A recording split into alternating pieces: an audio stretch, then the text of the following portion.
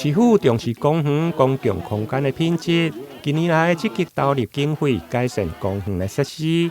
其中，在南區的建南公園，就有2D 的攀爬網、溜滑梯、公園的入口意象，以及重新整建的籃球場等，希望會用打造更加完善的親子友善休閒的空間。2月1號特別舉辦親子同樂的活動。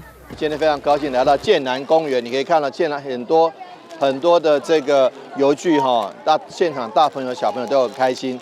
耶誕節快到了，大家有一個快樂耶誕節。但是平常日也可以帶着大朋友小朋友一起來哦。這裡是小朋友的天堂，也是大朋友的樂園，歡迎大家一起來建南公園。南區公所結合活動，設計真濟壯觀的遊戲，讓小朋友在遊戲中來學習知識。家長嘛用透過陪伴甲的引導，增加親子之間的互動甲的交流。